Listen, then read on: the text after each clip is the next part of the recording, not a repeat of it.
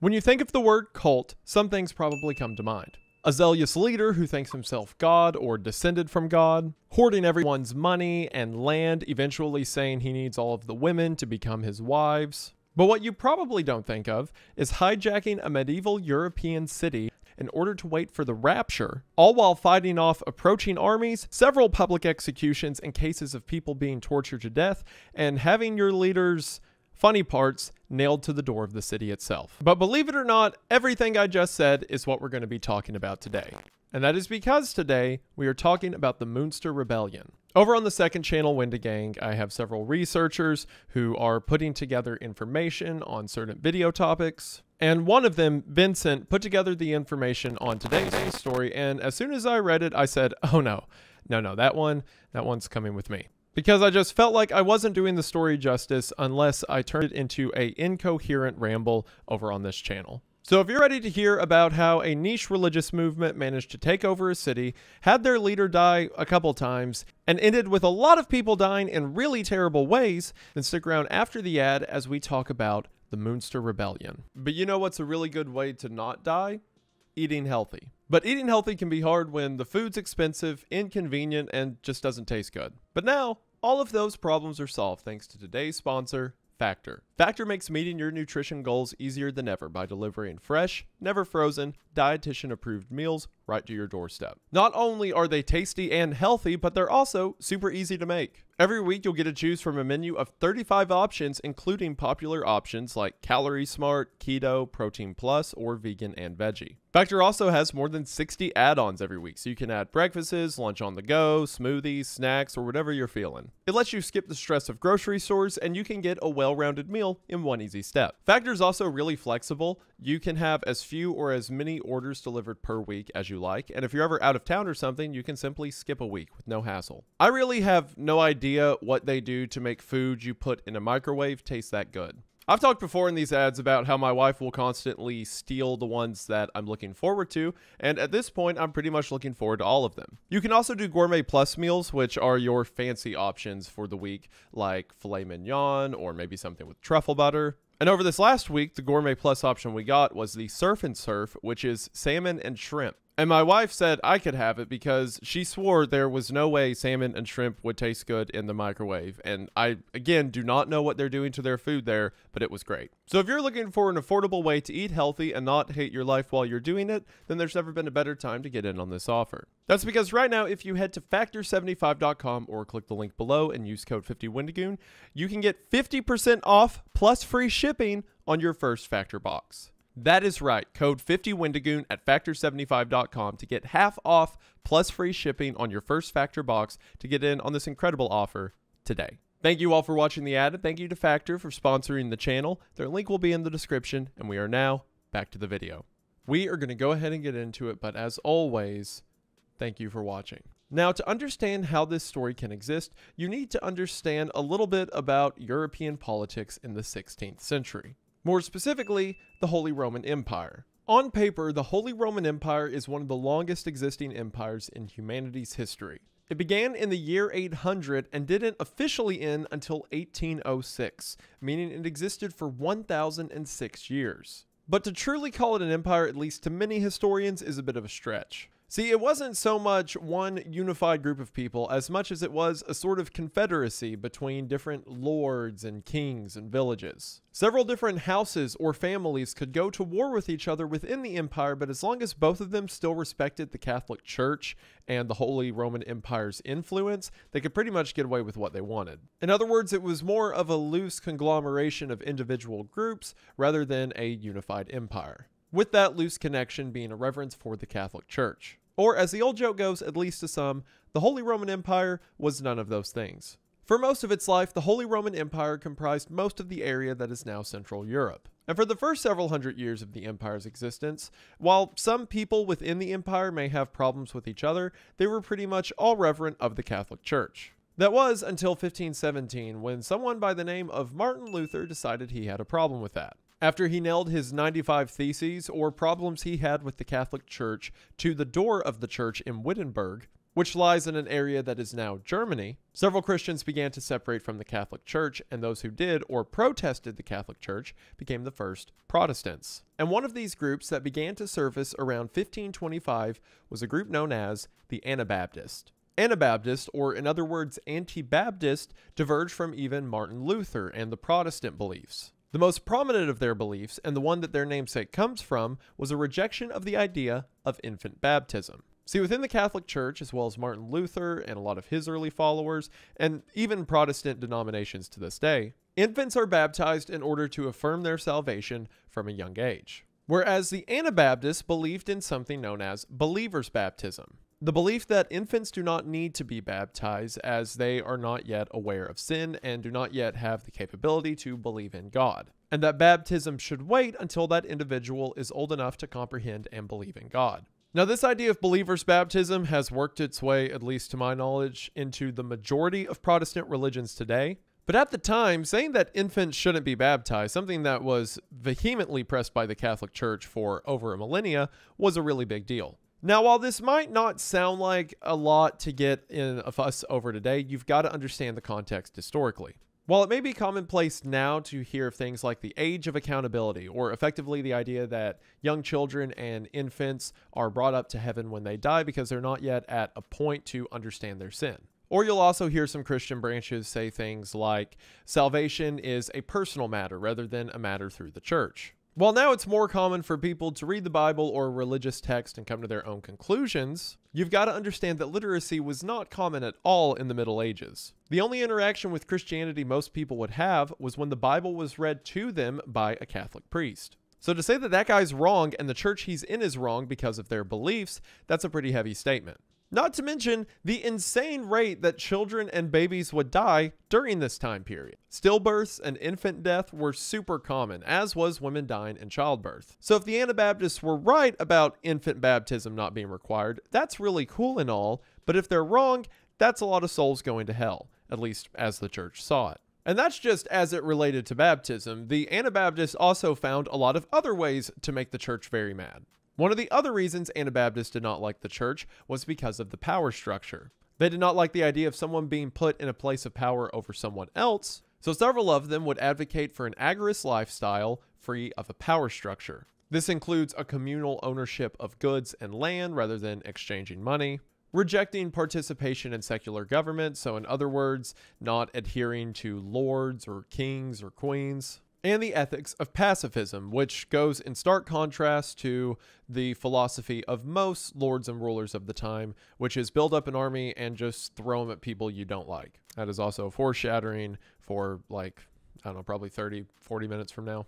I'm hesitant to put any modern political labels on it just because the movement was so different than most of what's seen in culture today, but it wouldn't be entirely wrong to call it a sort of theological socialism. And as you can imagine, from religious beliefs to government rule, the Anabaptist and the Catholic Church butted heads a lot. There was also a lot of rebellion against the ruling classes in Germany that wasn't even explicitly religious. At the same time the Anabaptists showed up, the German Peasants' War took place, which is, as it sounds, when a bunch of peasant class people in what is now Germany banded together and started to fight against rulers in the region. It got stomped out in a year and a lot of people died, but it goes to show that a lot of people were pretty upset with how things were being ran. So with that setting in mind, we can start to talk about our story. But our story doesn't begin in Münster. It actually begins in Strasbourg. See, amongst all of this turmoil, there were several people who were taking the newfound idea that maybe the Catholic Church isn't right about everything all the time,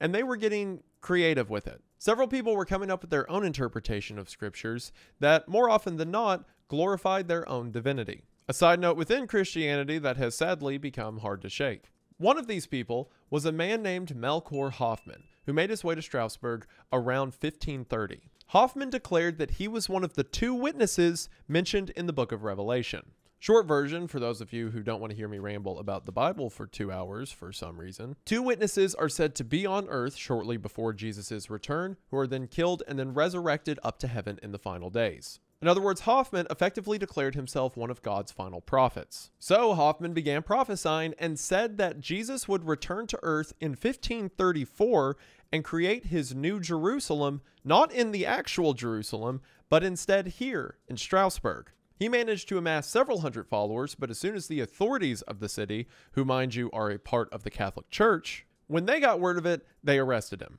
Now, it wasn't outside of the Catholic Church's normal operations to execute anyone they saw as Anabaptist or heretics, but they were afraid, given the fact this guy is saying that he is one of the 2 witnesses of Revelation and he has a bunch of followers, and if they kill him, his followers will probably make him into a martyr, especially considering that's part of the prophecy for the 2 witnesses. So rather than killing him and giving him what he wants, they just locked him up in a tower. And Hoffman would actually live out the rest of his life, what few years of it were left, within that tower. Now, this didn't do what the authorities wanted it to do. His followers didn't immediately disband, they just changed their ideas. See, Hoffman had said that Jesus would return in Strasbourg in 1534. And when 1534 came, the guy got arrested, and spoilers, Jesus didn't come back, probably. So several of them still believed in Hoffman and just said maybe he got the date and the city wrong. So now there were several hundred people in the city who believed they need to find a new Jerusalem, they just didn't know where yet. And it is now that our story takes us to Münster. Münster lied just north of Strasbourg and was built as your stereotypical medieval city. It had a large church in the middle, surrounded by several houses and marketplaces. It had a large wall surrounding the city, and outside of that wall is where the farmers and resources for food were located. Well, at the time of our story, it wasn't necessarily medieval. It had modern implements like a printing press. The feudal layout of the city will matter to the story. Inside of Münster, there was a man named Bernard Rothman. Rothman was a former Catholic priest who left the church after the Protestant movement began. However, Rothman seemed to be following the Anabaptist movement, rejecting infant baptism, believing in equality of ownership and land, and rejecting hierarchies like the Catholic Church or lords. As a matter of fact, he took it a step farther and even said that any of the gentry or noble class were sinful for being within nobility. The city of Münster had a city council, which was a brand new invention at the time. See, after the peasant revolt a few years prior, a lot of the lords and kings caved in and started to give people small governments within cities in order to make some decisions for themselves. So these city council members, who only existed because of the aforementioned peasant revolt, started to hear Rothman say things like, "Lords and kings are bad," and started to fall on his side. So much so that after the Catholic Church ordered him to stop preaching, the city of Münster not only allowed him to continue preaching, but assigned him a bodyguard during his sermons. One of Rothman's allies within the city council was a man named Bernard Knipperdoling. Sure. Since both he and Rothman's first names are Bernard, I guess I've got to keep calling him that. Knipperdoling was a very powerful cloth merchant within northern Germany. And because of that, he was able to shield Rothman from a lot of the Catholic Church's attempts to silence him. Knipperdoling even had access to the town's printing press. So as Rothman would preach, his sermons would be transcribed and Knipperdoling would have them printed and distributed across Germany. And in some of these leaflets, we can see quotes that show how radical his ideas were compared to the common ideas of the time. Like, quote, "The idea of owning anything, or of thinking in terms of this is mine and that is yours, was evil. God had made all things in common, as today we can still enjoy air, fire, rain, and the sun." And while the Catholic Church certainly scoffed at this, in an era that again just had a war known as the Peasants' War, a lot of the common people took solace in the idea of not only equality but financial non-existence. So several people who felt disillusioned by their local governments, again the poor and the needy for the most part, began to flock to Münster as a sort of safe haven. And one of these groups, who came across a leaflet of Rothman's printed sermon and decided to make the pilgrimage to Münster, was the group that Hoffman had left behind in Strasbourg after he was arrested and thrown in a tower. Not long after Hoffman got arrested, the group was taken over by a man named Hans Mathis. Right after Hoffman got arrested for saying that he was one of the 2 witnesses from the book of Revelation, Mathis quickly stepped in and said that he was the other one of the 2 witnesses from the book of Revelation. And I mean, to be fair to Hoffman's followers, if your leader's like, "I am one of the 2 witnesses," and then the government arrests him, and then one of his second in command step forward and is like, "I am one of the other 2 witnesses," I mean, you could see how that tracks. After Mathis heard of what was going on in Münster, he says that Hoffman was right about everything regarding a new Jerusalem and Jesus coming back to earth, but it wouldn't happen in Strasbourg, it would instead happen in Münster.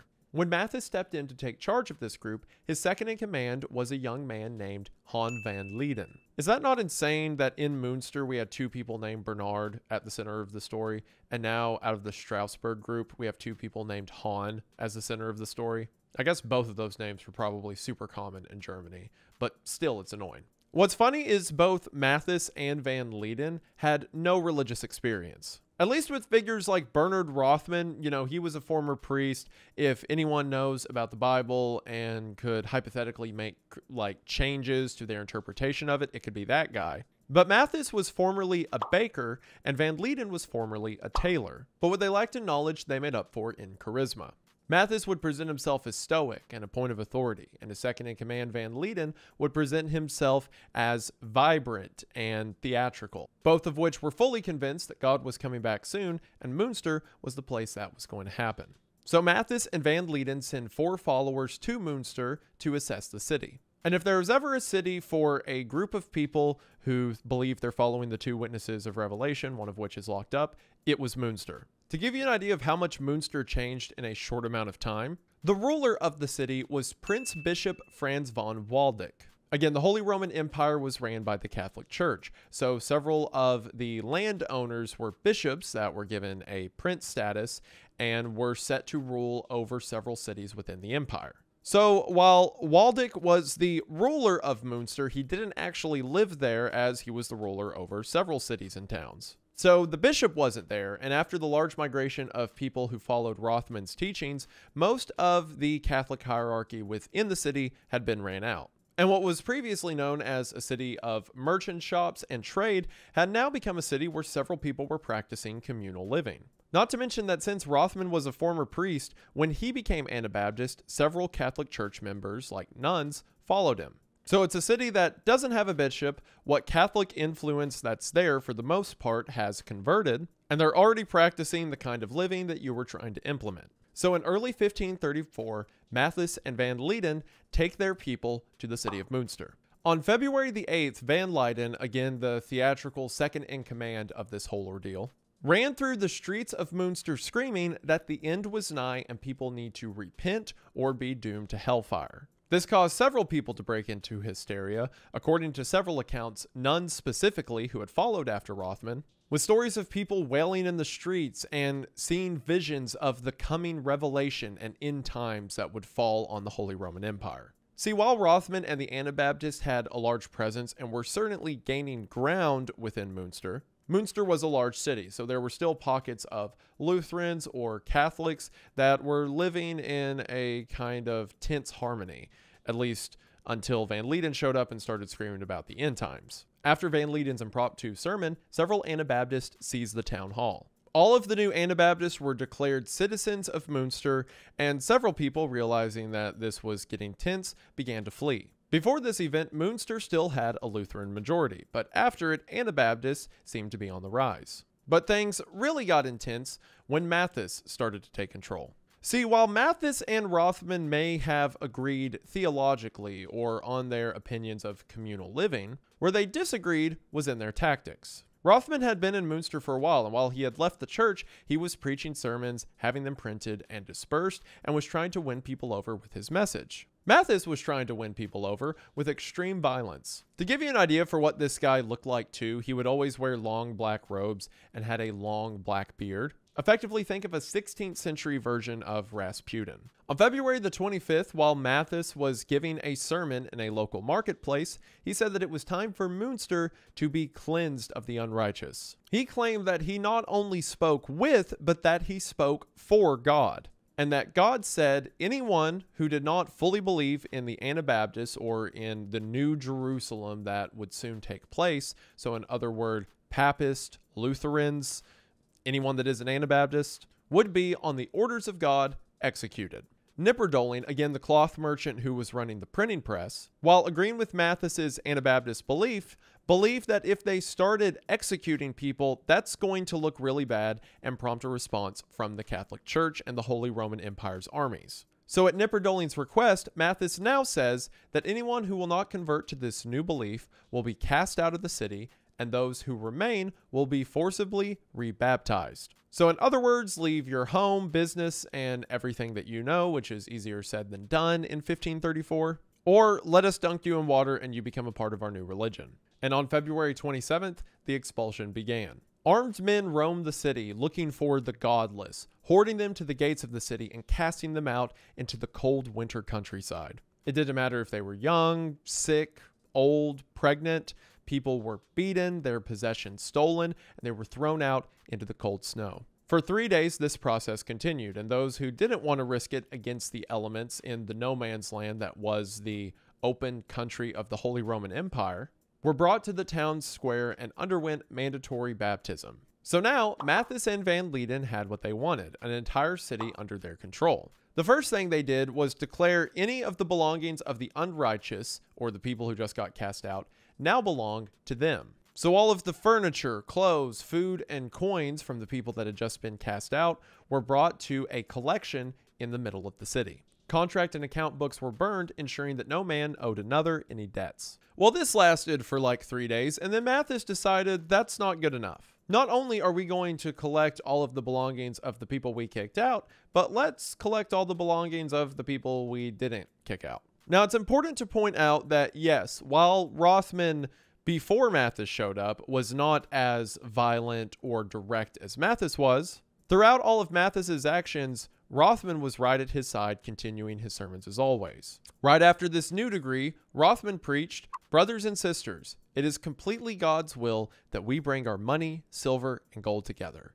One person should have just as much as another." Which this sermon of care and equality kind of rings hollow when previous citizens of the town are freezing to death outside of the city's walls. Mathis assigned 7 deacons to take the collected wealth and reassign it to people according to their needs. Something something from each according to his ability, something something to each according to something. As you can imagine, there was immediately pushback to this. The people who had chosen to forcibly be dunked underwater rather than being forcefully thrown out of their home did not like the idea of having everything they owned thrown into the central collection. And all of them who opposed this were thrown inside of the city's church. After being locked in the church for hours, Mathis then entered surrounded by armed men. Mathis said that while they had committed a great sin, he would make an intercession to God on their behalf if they complied. And the people, fearing for their lives after being locked in the church, put 2 and 2 together and figured if I don't go along with what he's saying,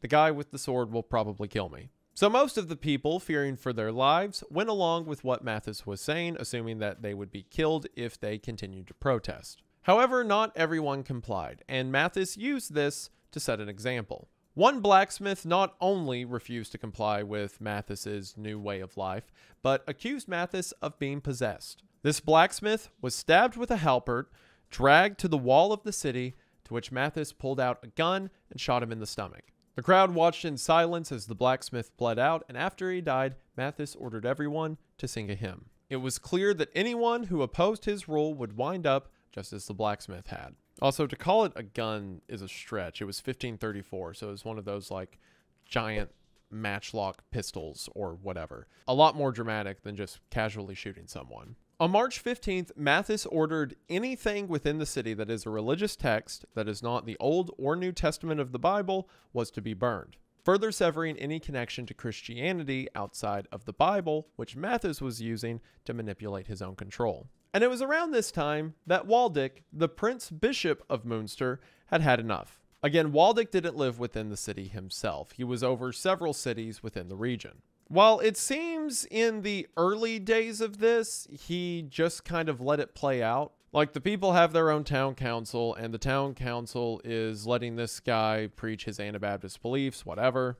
But after seeing people get kicked out of the city, and then after everyone's stuff is being stolen, and after there's a public execution, which Waldeck didn't ordain, the Prince Bishop decided that he should probably do something other than let his city become like a Mad Max apocalypse. So Waldeck began building an army of mercenaries. Mercenary groups at the time were standing armies of soldiers that could be bought out by a family or a prince, or in this case, a prince bishop. And in this case, Waldeck was hiring these mercenaries in order to get his city back. So the mercenaries began to set up camps encircling Munster, and a siege began. Initially, the people of Munster were terrified of this, but the powers that be, in other words, Rothman, Knipperdolling, Mathis, and Van Leden, manipulated this to their advantage. After all, they had said that God was coming back soon, and that this is where he would make his new Jerusalem.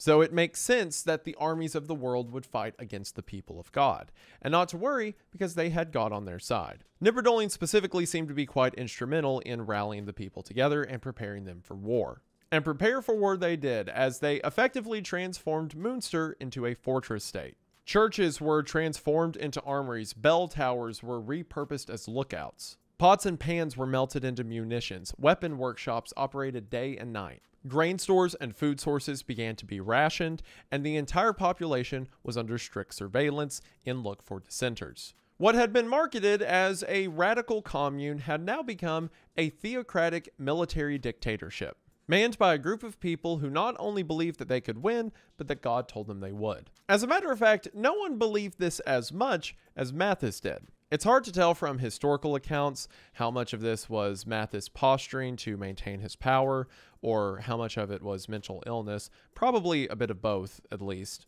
As at this point, Mathis claimed to be in constant communication with God. As he was talking to people, he would randomly stop, look up and listen, and then say what, according to him, God had just told him. And it was in one of these direct communications from God that Mathis said on April the 5th, 1534, Easter Sunday, God would smite the enemy armies through a miracle. What was that miracle, you may ask? Well, Mathis said that himself, along with 30 hand-selected men, would ride out of the city and defeat the Prince Bishop and all of his armies by themselves. And that is exactly what he tried to do. On April the 5th, the gates of the city were opened, and Mathis, along with 30 men, charged the army of thousands of soldiers assembled by the Prince Bishop. Within moments, every single one of them were brutally slaughtered and beheaded. There was probably a moment of delay for the mercenaries to even realize what was going on, but as soon as they did, it wasn't fair. The Prince Bishop's armies slaughtered all 31 of them, beheaded them, and then placed Mathis's head on a pike outside of the city. Not only that, but they cut off Mathis's genitals and nailed them to the gate of the city that Mathis had just rode out of. Could you imagine, like, being Van Leden or Rothman or one of the other people and being like, all right, God, go get him. And then, like, you shut the city gate and then you wait like 15 minutes and then you open it and that's just nailed there.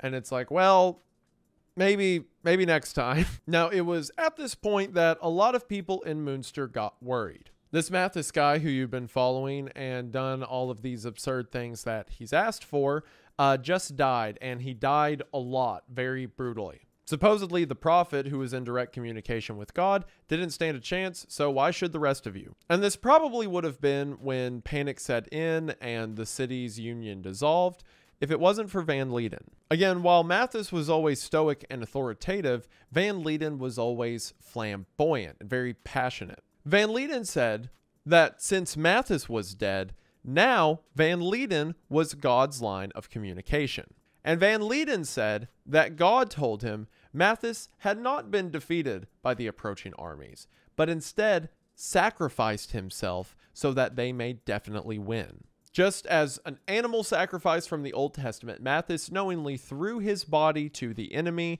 as a show of faith in God, and God would now reward their faith. Not only that, but Van Leden declared himself the new David, and that he was to be the steward until Christ's return on earth. You know, you've got to give it to these guys. As awful as they were with, the killing and whatnot, and it gets worse, trust me. But you got to give it to them. They can be quick on their feet. When they were in Strasbourg and their leader got arrested, immediately Mathis is like, well, he was one of the two witnesses, and I am the other one. Let's go to this city. And as soon as Mathis, again, dies a lot, Van Leden steps up and he's like, that was a coordinated sacrifice that, yes, we knew about this whole time. It's all part of the plan. So while the people in Munster begin their next plan of action, Prince Bishop Waldeck and his army began their plan of action as well. In May of 1534, Waldeck's armies had completely surrounded the city and were planning out their mode of attack. It was decided that the Archbishop's armies would assault his own city on dawn of May the 26th. This would be done by artillery softening the walls and gates of the city, allowing the foot soldiers to enter in and kill the opposition. Now, it's important to point out, while the Prince Bishop was a high-ranking member of the Catholic Church and can be assumed to be very religious and whatnot,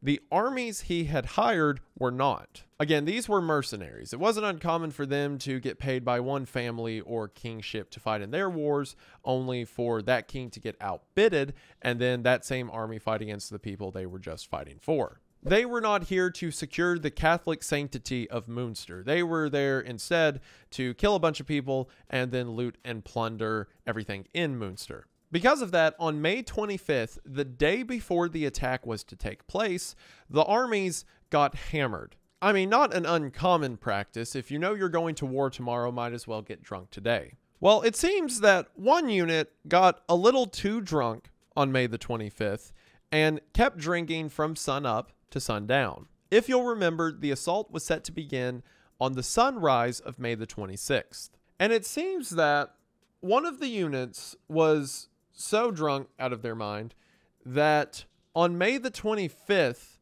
someone saw the sun going down and was like, oh, we're supposed to fight now, right? And everyone else in the unit was like, oh, probably. So they just got their weapons and started screaming and charged the city. And every other unit who was witness to this saw them charging and said, oh, well, they must know that the assault's right now, even if it's supposed to be tomorrow morning, because why on else would they be doing that? So I guess the assault's right now, so they started charging too. Well, since the sun was going down, by the time they got to the wall of the city, it was dark. And there was no one to call off the attack because the Prince Bishop and the commanders were further behind lines resting for the assault that they thought was supposed to happen the next morning. So when the armies, now in total darkness, make their way to the gate of the city, there is no artillery to weaken the gate of the city. So now it's just hundreds of people pushing up against the walls and gates of this massive city in the middle of the night with no clue what they're supposed to be doing. And all of the people who were in Munster, who were ready for the bishop's armies to attack at any time, watched them scream and run all the way up to the wall of the city, and then in complete darkness scream and push against, again, the giant stone wall of the city. And assumedly, the Anabaptists go, oh, well, I guess that's my cue. The Anabaptists absolutely obliterated the invading army. With guns and bow, they rained down on any mercenary that was pushing up against the city wall. The women who weren't fighting used stones and mud to refill holes in the wall as soon as the invading armies could make a dent. Throughout the battle, Van Leiden rode from point to point in the city, assuring that the men were keeping up the defense. And the attackers never stood a chance. Since everyone was assumedly waiting till morning, they didn't have torches prepared. In the dead of night, it was easy for them to not know where the shooters on top of the wall were, but it was very easy for the people on top of the wall to figure out where the attackers were. And the bishop's armies were slaughtered. By the time daylight came, the Prince Bishop's armies had lost hundreds of men, while in Munster, less than 10 had died. And as you could imagine, immediately, the people of Munster had a huge celebration. Which, to their credit, if you watch the first leader die, and then the second leader says, oh, that was actually supposed to happen, and now God says we're definitely going to defeat the thousands of people lined outside of the city walls. And then that seemingly well-trained army attacks you in the dead of night, and you, a bunch of untrained peasants, slaughter all of them with less than 10 casualties. I can completely understand why this fueled a lot of the hype Van Leiden was pushing, at least for a time. You also have to know, regardless of how crazed he was or not, there was a part of Van Leiden that was like, I can't believe that worked.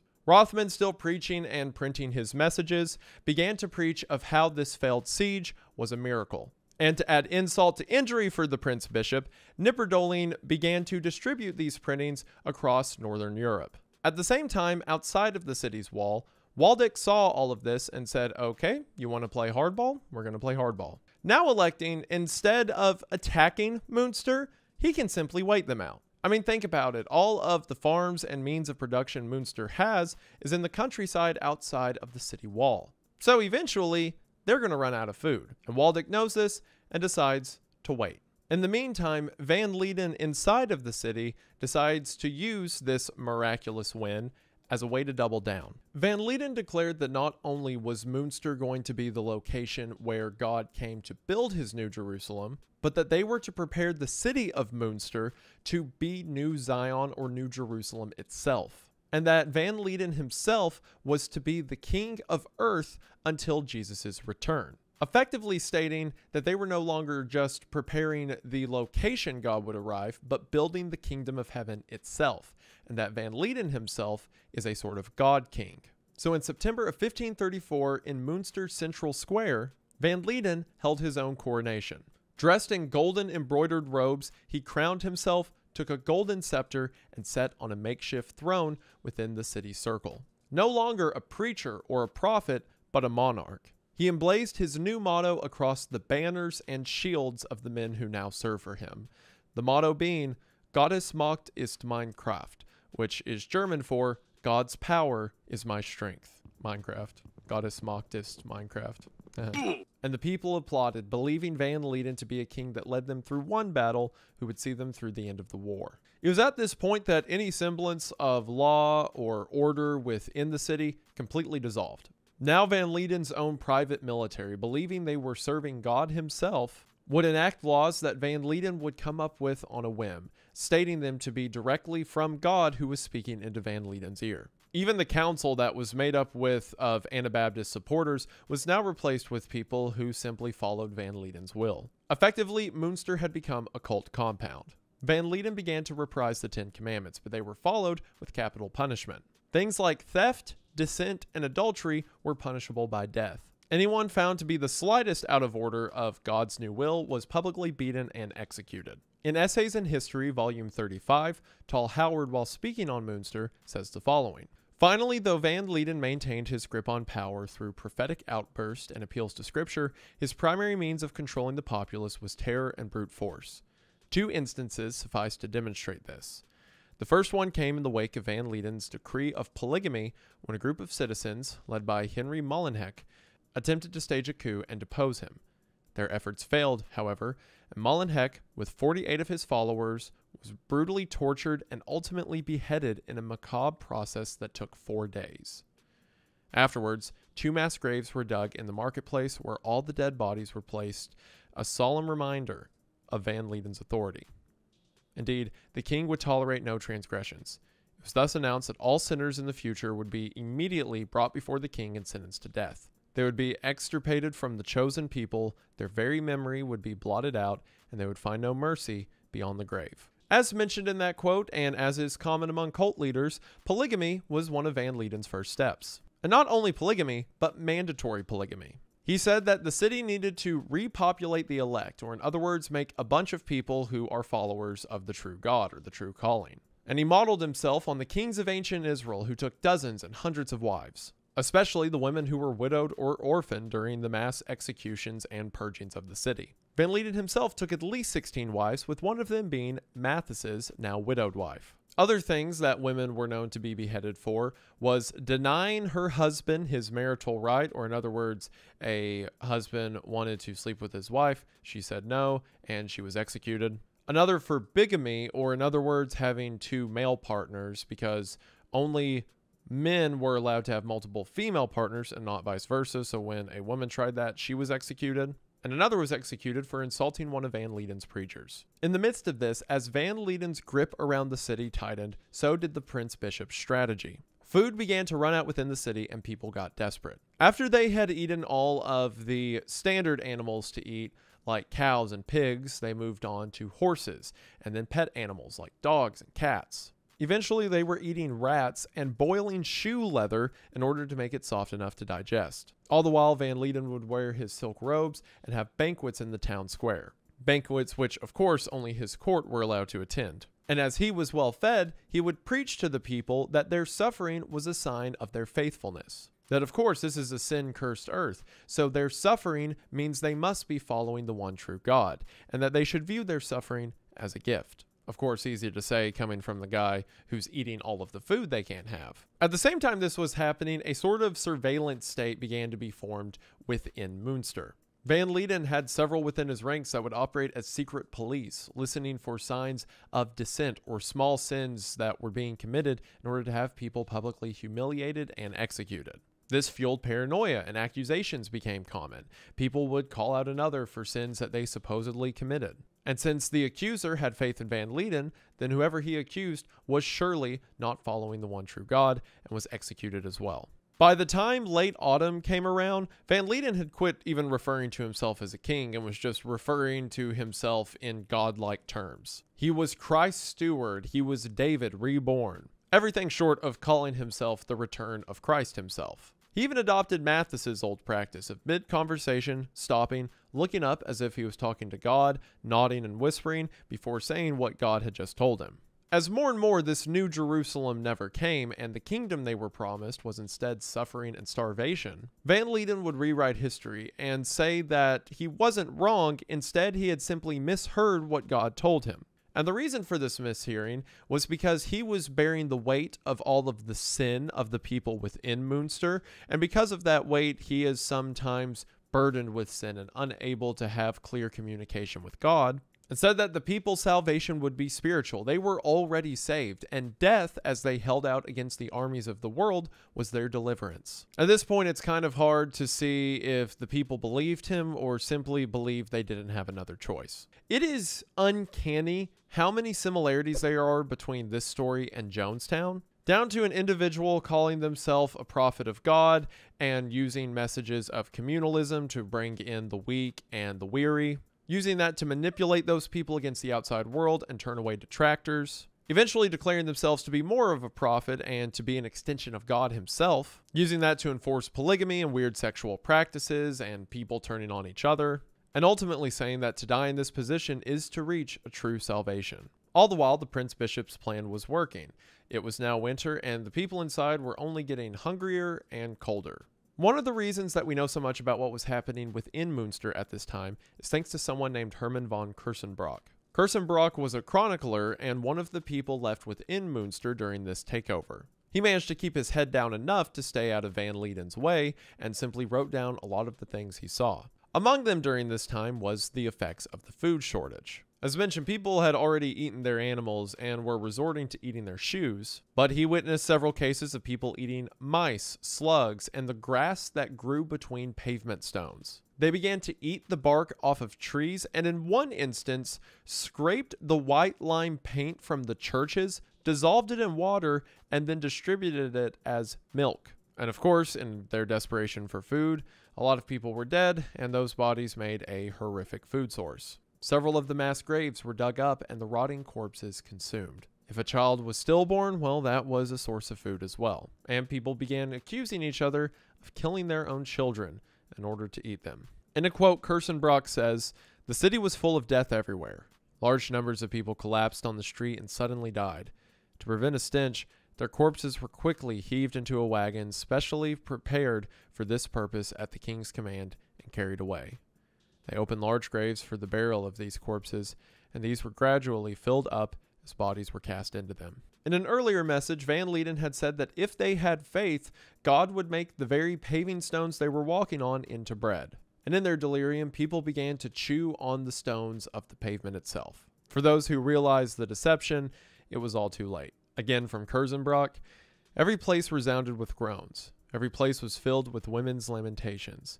Every place screeched with commons' complaints, disturbed with the sobbing of the old and sick." Keep in mind that Van Leyden's feast continued through all of this. Several people decided that death was better than the suffering they were enduring. In large groups, they would open the gates of the city and walk towards the bishop's armies. As they approached, they were all gunned down. The Prince Bishop had no need for people who previously followed Van Leyden to become a part of the empire again. And several of them were beheaded and their heads put on stakes as a sign to those within the city what would happen if they tried to leave. But regardless or even hopeful of this outcome, people continued to try to leave time and time again were executed. Between April 22nd and June 15th, reports state that as many as 1,500 people chose to die this way. And those who didn't want to die were stuck starving within the city walls, watching all those who tried to leave lay dead before them. Some people within Munster became more strategic. Rather than simply walking across the field to be executed by the row of soldiers up front who were ordered to kill on sight, if people within Munster who wanted to defect could sneak out of the city another way and make their way to the back lines of the army, perhaps they could surrender. And some were able to do this and were interrogated by the Prince Bishop's forces. The Prince Bishop would isolate these defectors so that none could know the status of the other people they escaped with, and would be asked the same question to confirm their legitimacy. For example, each would be asked a password to a specific gate of the city because, again, in the earlier stages of this, Van Lieden was running the thing like the military, so there were secret codes to get in and out of gates. And if the Prince Bishop's men interrogated a group of people and they all said the same password, their word was trusted. According to several of the defectors, a rumor started to spread within Munster right before they left. The rumor was that within Van Lieden and his courts, they realized that the jig was up, and eventually they were going to run out of food and either die or the prince would come in and kill them all. And that Van Lieden had a plan to burn down the city if that were to occur. In other words, if I can't have it, then the Prince Bishop can't have it either.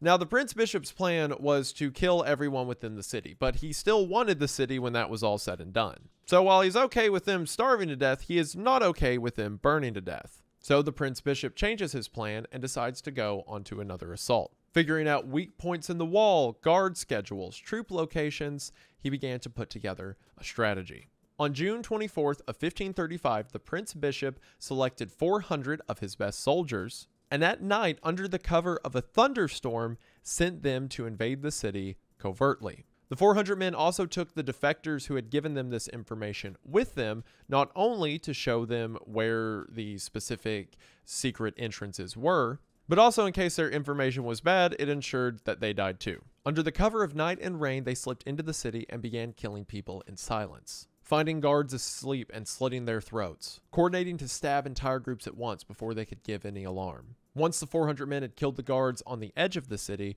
rather than opening up the gates and letting the rest of the army in, they kept pushing forward. And the 400 well-trained, well-fed soldiers, going up against the starving masses who had never been in a fight before, except for the one where the drunk guys ran up to the city several months ago, proved to be no match, and it was a slaughter, only this time in the other direction. Nipperdolling, one of Van Lieden's strongest supporters, was said to have rallied together a group of people in the marketplace that held off the 400 men for several hours, but were ultimately defeated.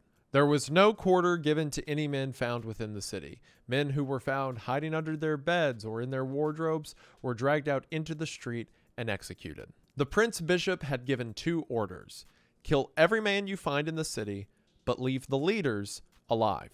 In the midst of the final stand in the marketplace, Nipperdolling disappeared, until a few days later when a woman who was hiding Nipperdolling gave up his location in exchange for her life. Bernard Rothman, the preacher whose sermon started this whole thing and continued to preach throughout the occupation, somehow escaped the city and was never seen again.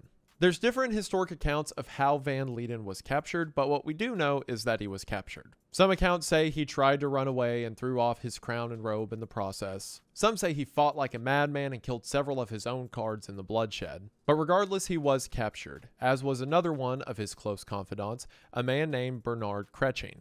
That is the 3rd Bernard in the story. So while all of the other men were dead, Van Lieden, Nipperdolling, and Kretsching were captured alive. And 16 months after they first arrived in Munster, Van Lieden and his people were defeated. After the fall of the occupation, the Prince Bishop rode a coach drawn by 6 white horses into Munster. He stepped from the coach and now stood before Van Lieden, no longer in crowns and robes, but instead in chains and rags. The Prince Bishop said, "Bist du ein König?" To which Van Lieden replied, "Und bist du ein Bischof?" which is German for, "Are you a king?" And Van Lieden replied, "And are you a bishop?"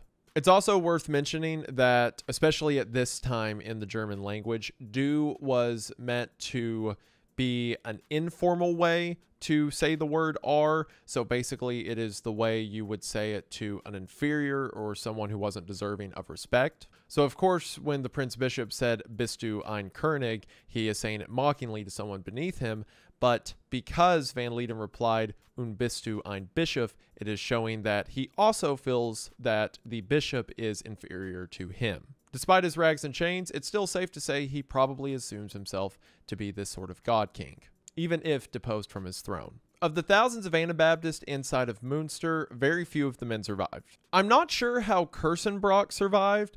Perhaps he was one of the people who defected and told the Prince Bishop of how to attack the city. Perhaps he managed to hide during the slaughter, and afterwards, when the Prince Bishop was making sure all of the Van Lieden supporters were dead, he realized Kersenbrock was not a supporter. But we know at least some of the men lived. It's also not just because the Prince Bishop now has control everything with sunshine of rainbows. They still executed a lot of people. Particularly hundreds of women who were not killed in the initial battle because they weren't fighting, but nevertheless refused to resign their faith. Among them was the widow of Mathis, who Van Lieden later married. To ensure that this would never happen again, the Prince Bishop ordered that the walls of Münster be destroyed, assuring that he would never have to go to war against his own city again. For several months, Van Lieden and his surviving lieutenants were paraded throughout the Holy Roman Empire, through courtrooms and public places, sometimes interrogated, but most of the time humiliated. They were dragged through the empire as a warning to those who go against the church and also, do things like mass murder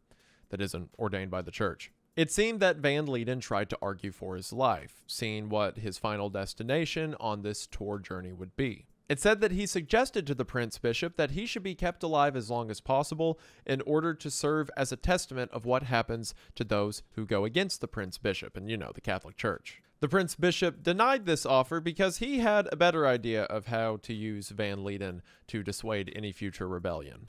And that's what takes us to the morning of January the 22nd, 1536. Back in Münster, just outside of Knipperdolling's former home, several wagons were tied together and planks laid across the top of them as a sort of crude stage. On top of the platform was a vertical stake, and lower on the platform was a smaller horizontal bar in order to chain the arms behind the person. Next to the stakes were 3 charcoal pits, and inside of the pits, along with the white-hot charcoal, were iron tongs. And next to the stage were 3 empty iron cages. What I am about to describe is like one of the top 5 worst execution methods I think I've ever heard. I understand there's a lot of bad ones out there. There's like the brazen bull and the boats and keel hauling. I get that, but this one makes me squirm. So again, viewer discretion advised if that wasn't apparent enough at this point in the video, but you're this far in. You're not going to quit watching now. At 8 a.m., the city gates were locked, and the people of the town amassed in the courtyard outside of Knipperdolling's window. On the second-story balcony of Knipperdolling's house, the Prince Bishop sat in order to get a better view. Van Lieden, Knipperdolling, and Kretsching were led to the top of the platform. It is said that upon seeing the glowing togs, Knipperdolling was struck dumb with absolute terror. Kretsching remained silent and resigned, and Van Lieden dropped to his knees and begged for forgiveness. Just as I'm sure many dropped to their knees and begged him for mercy when he controlled the city he was now standing in. But in both cases, mercy never came. A representative of the Holy Roman Empire stepped forward and read the men's charges, which have been recorded by Hermann von Kersenbrock. Quote, "He sinned against God and ruler. He revived the errors of the Anabaptists condemned by councils and law. He polluted sacraments, plundered churches, profaned sacred things. He stirred sedition, cast down the lawful ruler, and made himself king by personal authority. He committed treason, expelled citizens, and stripped them of property."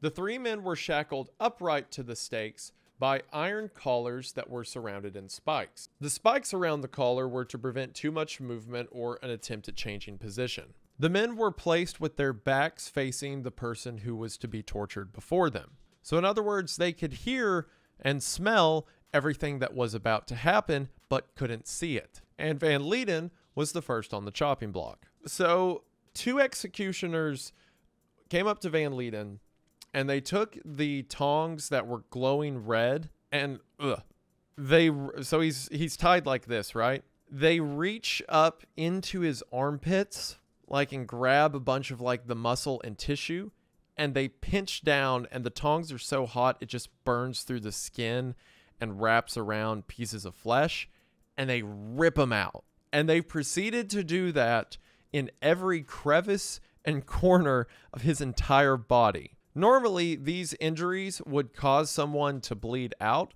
but the tongs were so hot that it essentially cauterized all the wounds they were creating. Now, you couldn't live for a long time like this, but they didn't need a long time, just an hour. As a matter of fact, precisely an hour. The execution order was that they were to be pulled apart with red-hot tongs for an hour straight, and if at any point they were to pass out or seize up, they were to be revived, and the timer started again.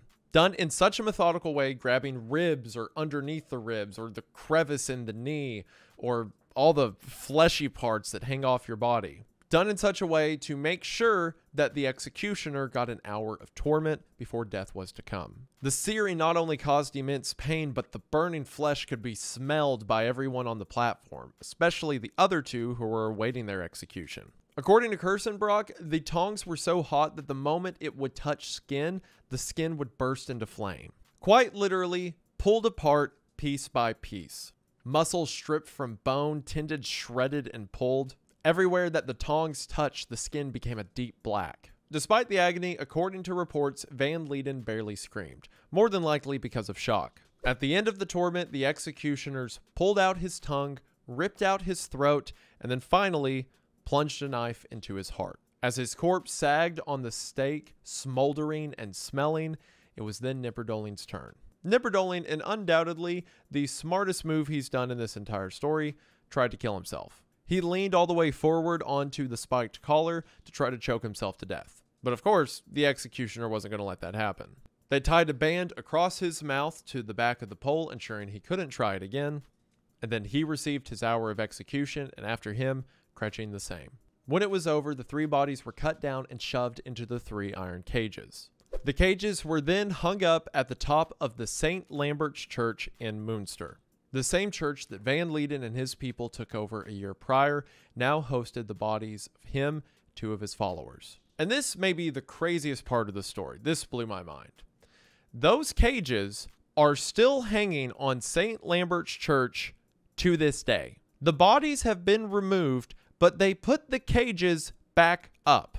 So if you go to Münster right now and go to the church, St. Lambert's Church, in the town center, you can see the 3 cages that the 3 tormented bodies were shoved into. Still right up there, just as they were in 1535. Or 1536, whatever. I'm tired, and this is insane. That is one of the coolest things Europe has ever done. I know for a fact if this happened in the United States, they would cut those down because, I don't know, it's offensive or whatever.